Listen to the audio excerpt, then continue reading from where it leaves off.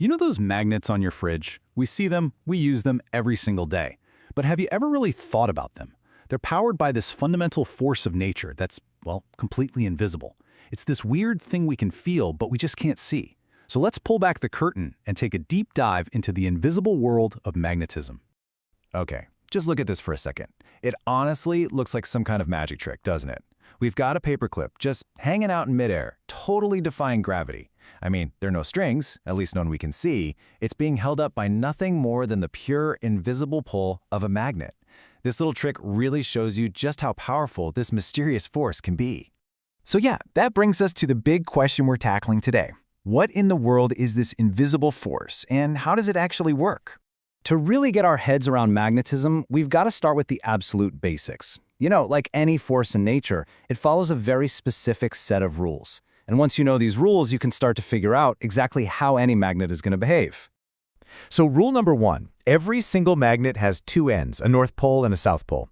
This is where all the action is. The force is most concentrated, most powerful right at these 2 points. You can basically think of these poles as the twin engines of the magnet's power. And here is the fundamental law of magnetism in action. On the left, you see two of the same poles, two norths, and they're pushing each other away. You can almost feel the resistance. But on the right, you have a north and a south, and they snap right together. That's the golden rule, the one you always have to remember. Opposites attract and likes repel.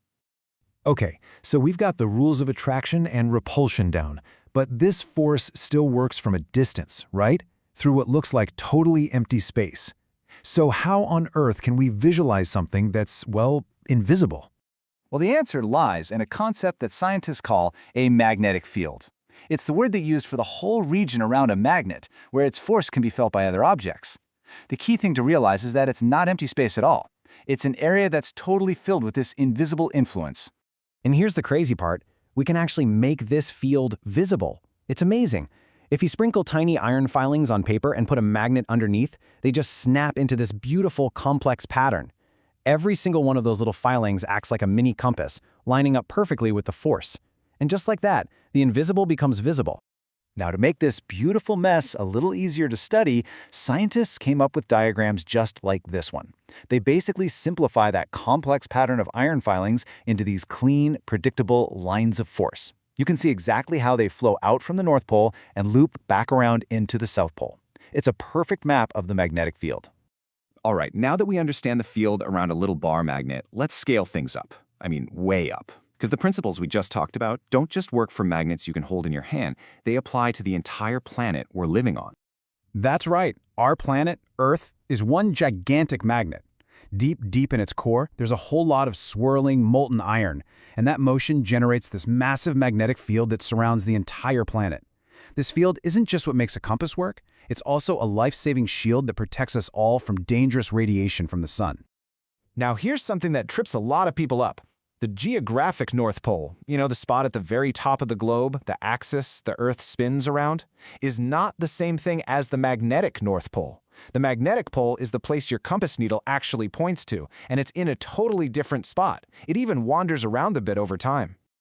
You know, for centuries, people thought of magnetism and electricity as two completely separate things. One was for compasses, the other was for lightning and static shocks. But then, a single, totally accidental discovery revealed a secret connection between them that would literally change the world forever. The year is 1820. A Danish scientist, Hans Christian Ørsted, is in the middle of giving a lecture.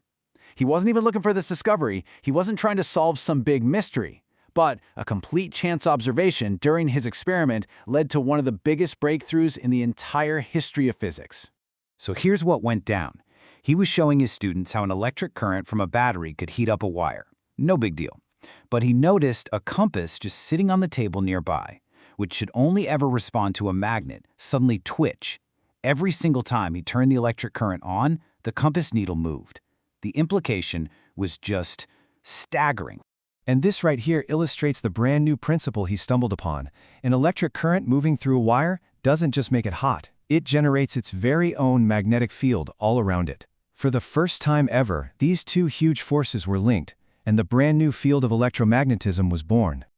So, of course, once scientists realized that electricity could create magnetism, the next logical question was, okay, how do we control this and make it do something useful? This led straight to one of the most powerful inventions of the modern world. It's called an electromagnet. Basically, you take a wire, you coil it around a chunk of iron, and then you run an electric current through it. And boom, you've got a powerful but temporary magnet.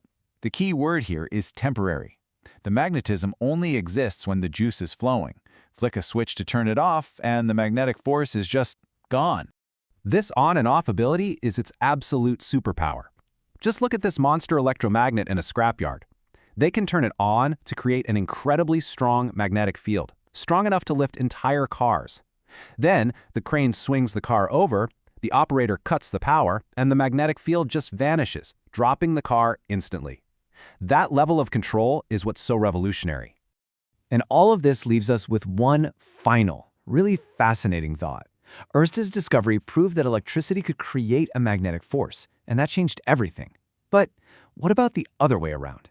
If a moving current can make a magnet move, could a moving magnet create an electric current?